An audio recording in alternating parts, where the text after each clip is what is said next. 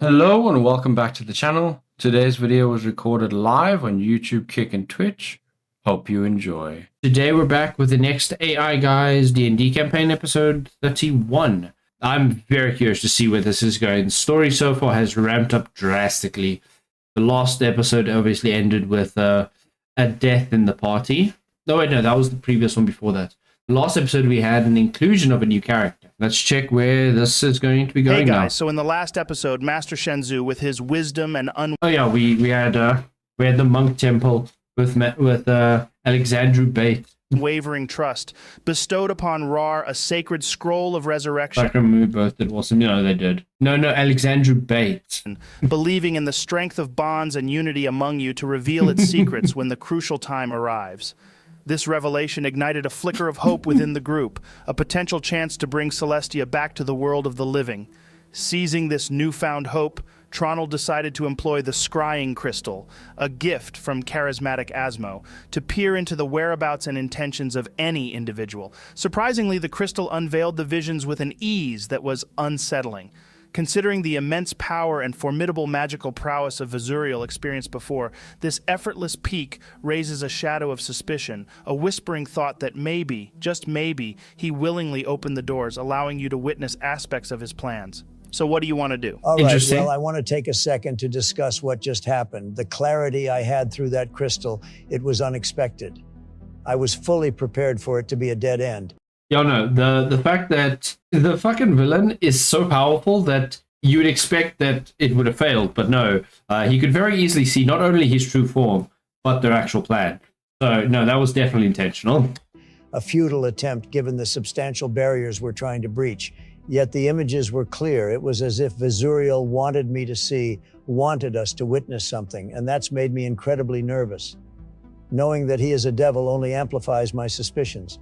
Everyone knows the stories about devils. They're master schemers, clever and crafty, known for their deceitful ploys to ensnare even the most vigilant souls into their cunningly devised contracts. It feels like he's orchestrating a complex game, like he's luring us into a maze of deceit. Then it doesn't make sense that he would reveal to you that he is a devil, would it? If he wanted you to follow a trail of breadcrumbs that he left for you in whatever you saw, why would he try to make you even more suspicious by revealing his true form? I'm going to need you to tell me exactly what you saw, Tronald. I tell them everything, Joe. All right, so by my count, there's 4 points that we need to address. Number 1, I have left the body in the eye of the storm. What does that mean? Number 2, he addressed that Cass has been revived. Number 3. Who the fuck is Cass? Is it supposed to be an actual D&D entity? There's a lot of the books I don't really know much about when it comes to the D&D books. I really should go and check them out sometime. Maybe check some lore, because I've heard that D&D lore actually goes very hard. So I should probably check that out at some point. There seemed to be 6 people he was talking to. Who are they? And how powerful are they compared to Vizuriel? Well, we know the answer to some degree. The fact that Vizuriel tasked one of them with bringing Cass to him as nonchalantly as if he was requesting him to collect a puppy from a shop. And finally, number 4. Why reveal to you that he's a devil? I can't pretend as if I have the answers to any of what you're asking, but to be honest, I don't care about any of them right now. That is, aside from one. I have left the body in the eye of the storm. I don't know why, but I feel like he was talking about Celestia, but that doesn't make sense. Why would he leave her body in a fucking storm? You've spoken of him being of Devilkin, correct? From the scripts which I've had the privilege to study, it is depicted time and again that devils have a certain fondness for enigma and cryptic phraseology. They often wrap their true intents in layers of mystique and allegory. Makes Perhaps sense. this mention of the eye of the storm isn't as literal as it seems, but rather a metaphorical veil. That's a good point. And whatever it is, it's quite possible it has been phrased in a way that could only make sense to you, Tronald. Yeah, he said that knowing that Tronald was watching, so he said that purposely to get his attention, to make him go somewhere most likely. If he is speaking directly to you, that is. We're still making a lot of assumptions with that. What could it mean? For the life of me, I cannot think. I'm not certain of its relevance, but I remember stories that my father used to tell me about great battles. He spoke of the supreme battalion of Auroros, the creme de la creme of warriors and mages, specialists in their fields, the sovereign's own brigade. They were often dubbed the Storm by their adversaries. I know that it's a bit of a long shot, but could there be a connection? Huh. You know what? I think you might be onto something. I mean, Any lead at this point would be a lead, good lead, right? Think about it. When Vizuriel was talking to us yesterday, he kept bringing up how this world was rotten and corrupt. So if he is trying to show you something, I bet it has something to do with some kind of corruption within Auroros. And I bet he's using Celestia's body to force your hand into unveiling it for yourself. But why bother? Why waste so much time meeting with us, killing Celestia, hiding her body? All for the sake of what? Showing me some corruption? What's the point? From what you've told me about that incident, it sounds like he needs you on side for whatever it is he has planned. I don't know why or for what reason, but he certainly does need you. Otherwise, like you say, why bother? Joe, I fill Alexandru in on the whole Lord Tanavir situation. Oh, wow. Well, I mean, that just adds to my point. If you were some god-tier arcane user, then maybe, even with all his power, both through blood and the arcane, there has to be something that you can do, which he cannot. Huh. Trust me, there's nothing I can do which he can't. Well, Yeah, dude is fucking overpowered as all hell, so. maybe not this you, but certainly Lord Tanavir, right? Maybe, who knows? Anyway, for the sake of it, let's just say that Rar's guess is correct. What could the eye mean? It's hard to pin down what the eye could symbolize. It could be a geographical landmark, cloaked in the annals of history, or a relic of formidable power, forgotten by time.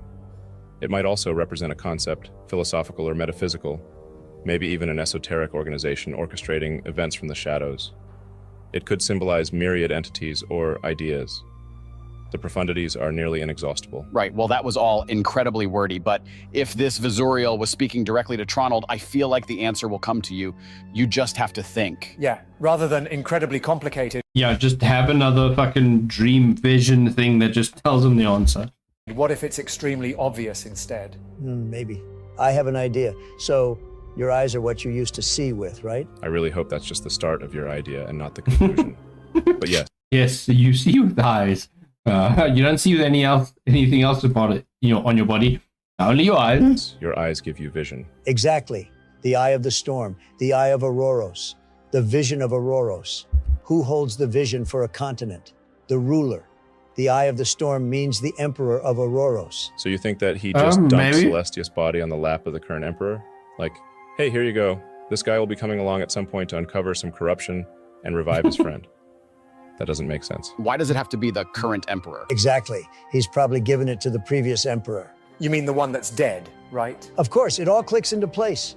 Emperor Valerius, he's the one who elevated Lord Tanavir from obscurity to become the Empire's right hand. That must be where we'll find Celestia.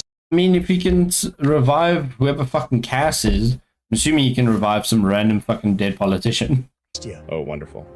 So your grand plan is to simply stroll to the former emperor's final resting place, disturb his eternal slumber, and with a bit of luck, stumble upon Celestia there as well. Yep, that about sums it up. Nice. Yeah, I mean, it all sounds quite promising, minus the chance of us being caught and killed. I'd say the chance of us being caught and killed makes it a little less appealing Yeah. than how you're selling it. Yeah, well, everyone here is willing to take a small chance of that happening to bring Celestia back. The question is, Alexandru, are you? Would you be surprised if I said no? I'd be a little bit hurt by it, yeah. But he doesn't even fucking know who this chick is. He never even fucking met her. I've known you for less than a day. Why would I Yeah, and that too. risk my life on a half-cocked plan? Because Master Shenzhou told you that you should come with us to find the darkness that's clouding his visions. Yes, he instructed me to join you, hinting at a premonition that our destinies might be intertwined, when in truth there were no mysteries shrouding his insights. He simply didn't want to burden you with his pain. He's on borrowed time, you see, his days drawing to a close with every sunset, perhaps just a few weeks remaining. There's a relentless horde of goblins encroaching upon us, persistently testing our defenses, thirsting to lay siege to our sanctuary. But each This sounds like it's the beginning of a side quest. Go take out a bunch of goblins. We're gonna have an episode of Goblin Slayer. time, Master Shenzhou's presence has been the barrier between us and them. My heart dreads the inevitability that without his shielding spirit, their next assault might mark the fall of our sacred refuge. Master Shenzhou, with his boundless compassion and humility, would never invoke the aid of strangers. He would rather bear the weight of the world than impose it upon another soul. However, my resolve is not so noble. With a selfish heart, I implore you to stand with me against these creatures so that when the sands of time run out for my master, he may embrace eternity and solace untroubled by looming shadows. I've known you less than a day. Why would I risk my life on a half-cocked plan? You're right. It's not fair of me to ask, and you have no obligation to agree, but But we're in.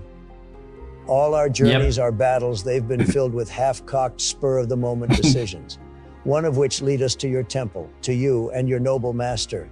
You stepped in at our direst moment, asking for nothing in return and giving us the means to bring our sister back to us.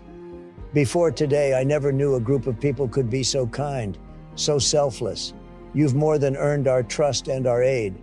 So if this is your selfish request, I say yes, let's track down this horde and ensure one way or another they'll Goblin Slayer side quest. Let's go. never be a threat to you again. Thank you. I'm all for kicking some goblin arse, but I do have one question. Why can't you deal with them yourselves? Even without Master Shenzhou, you all seemed pretty fucking jacked. For humans, anyway. It's because my brethren, my kin, my father, they tread the noble path of enlightenment, the path bathed in celestial light of serene harmony. They're bound They're all pacifists. to principles of nonviolence and tranquility. Yeah. I've always been the outlier, my soul tinged with shadows, an anomaly in a sanctuary of peace. My entire existence, I've wrestled with my internal tempest to walk in serenity's footsteps. Yet Master Shenzhou, he saw through my turmoil and embraced my darkness when he took me under his protective wing. There must be a reason, an orchestration in why he let me plead for your sanctuary within these sacred walls. When the purest of lights are obstructed, they birth shadows, and the more brilliant the light, the more profound the shadows it casts. I am destined to be the concealed darkness, the silent guardian to shield my kin. Where they hold back, I will strike. Where they show mercy, I will deliver the final blow. I'm willing to sacrifice my own soul's sanctity, to become the phantom in the shadows for their protection. Wait, so you were the reason why we were let inside? Indeed, I implored them to grant you entry. Oh shit. Okay. They resisted.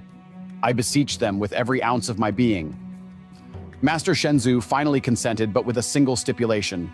If an assault came, they would stand passive, leaving me isolated in the fray. And should we fall, the weight of our temple's demise would rest squarely on my shoulders. Yet, in spite of that burden, I continued to plead for the gates to be opened. Then it seems like we owe you even more than we originally thought, Alexandru. You are in debt to me for nothing.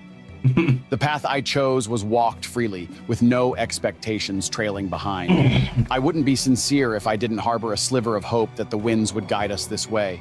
The moment Master Shenzhou granted his permission, encouraging me to join your journey, it was like being embraced by a warmth I had never known. He perceived the unspoken necessity of the deeds to come, and though his spirit couldn't follow into this endeavor, He really does like to fucking monologue for fucking ever. gifted me the sanction my soul craved to chase it. So I guess the only thing to ask is this. How strong is the force we are about to face? They number around 100, accompanied by creatures of terror and engines of destruction. It will be incredibly dangerous, maybe even downright suicidal. What the fuck does that even mean? What is creatures of terror? What? Are you sure you wish to do this with me? Certainty of death. Small chance of success. What are we waiting for? Then we must prepare, for we have no What's new? healer. Alexandru, do you have any storage where we can load up on any potions or supplies? Of course, I will go retrieve the bread and water. I'm just fucking with you, big guy. Follow me, I will take you to the supply room. We will gather what we need, then we will begin our journey. Joe, I take everyone to the supply room. All right, as you stride forth from the quarters where you rested, your path meanders through the venerable sanctuary. The stone passages whisper tales of yore, and the walls, saturated with the divine resonance of the monastery, reverberate softly with the murmurs of ancient mantras. Soft, warm light plays with the shadows as tranquility embraces every alcove and stair. The air is imbued with a serene energy, reverberating with the echoes of countless whispered prayers. Upon reaching the storeroom, a realm of myriad supplies and sacred artifacts, you witness a flurry of activity within. The domain is congested with satchels of herbs, vials of arcane liquids, and ancient relics, each nested in its designated sanctuary. A halfling monk, enveloped in the traditional robes of the monastery, seems absorbed in the delicate dance of arranging and shelving the treasures of this alcove. His diminutive stature is underscored by a broad, peaceful smile and eyes radiating ageless wisdom, seemingly paradoxical to his youthful, sprightly demeanor. The flickering lights paint his countenance with an array of shadows, revealing the lines of a life devoted to spiritual ascension and divine service. The air around him seems to shimmer with a subtle, benign This man is also a pacifist. energy as he moves But he makes good potions. with a grace born of a harmonious union with the energies of the universe. Alexandru, it's good to see you, my brother.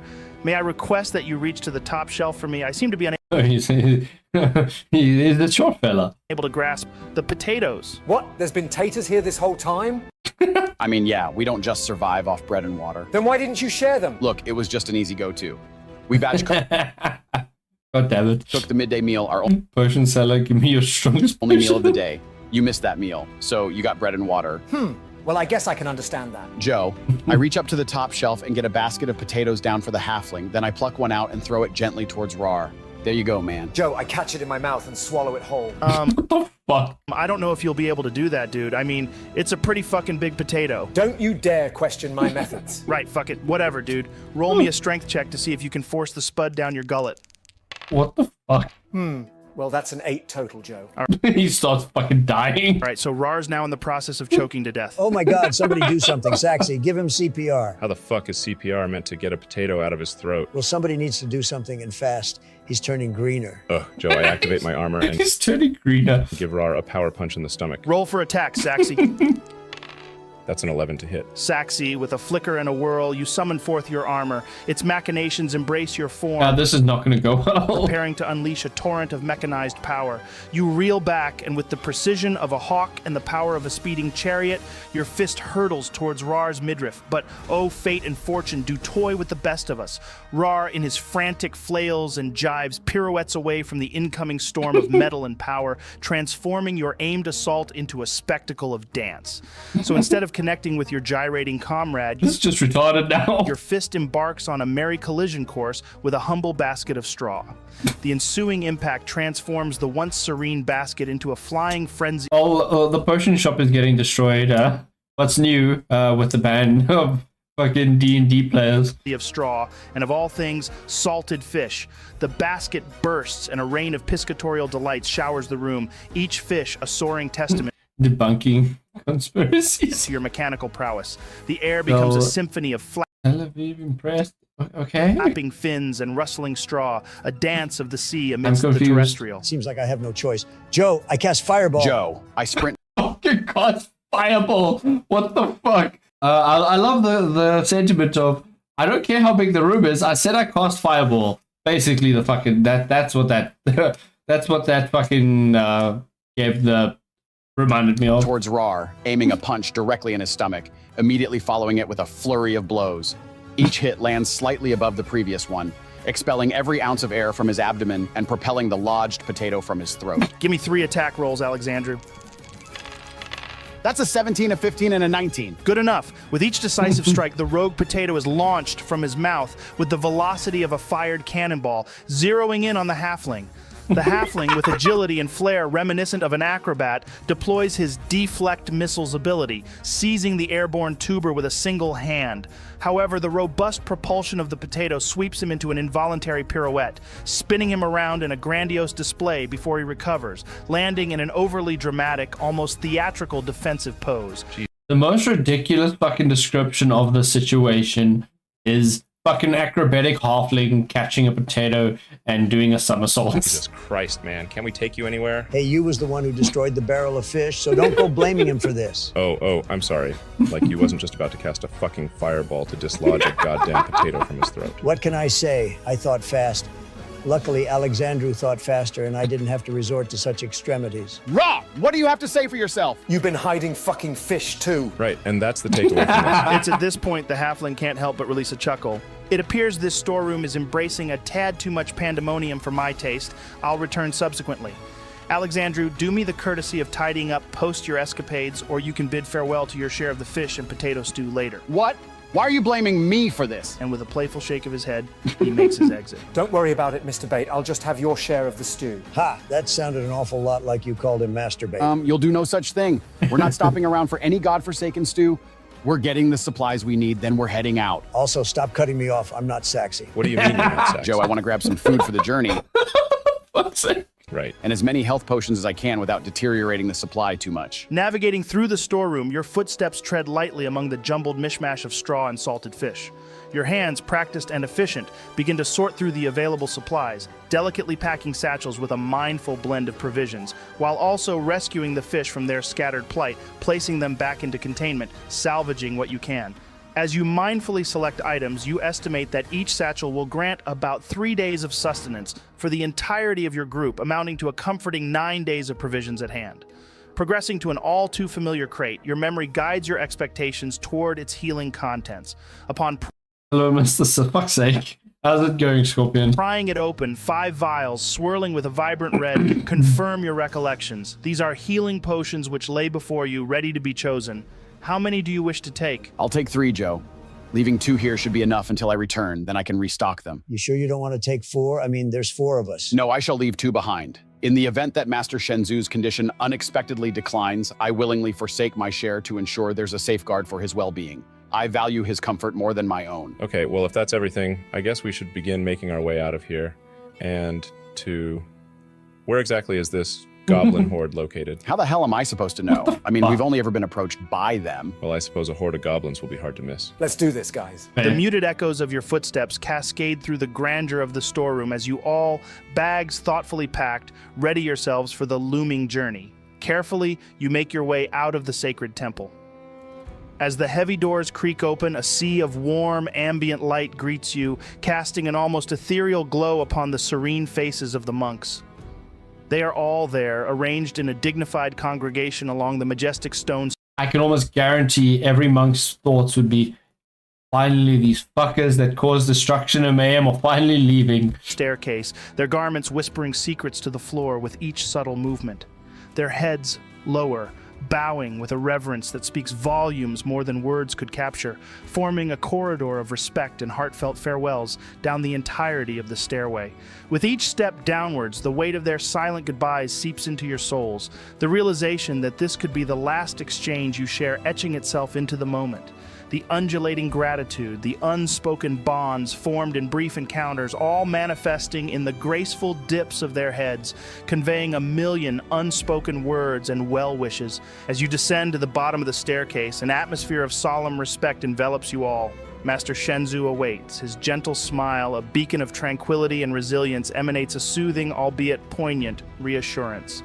His peaceful shelled form slowly approaches, each step a testament to a lifetime of wisdom and strength. His eyes meet yours, Alexandru, and in that moment, unspoken understanding passes between master and student, acknowledging not just the physical journey that lies ahead, but the spiritual one as well.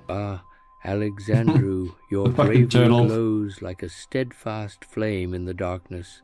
Throughout our shared journey, despite the wisdom I have imparted upon you, your essence has remained unswayed, and truthfully, it is not my place nor intention to alter it, for within you resides the spirit of a guardian, unyielding and resolute.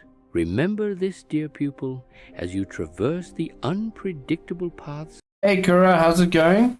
of life.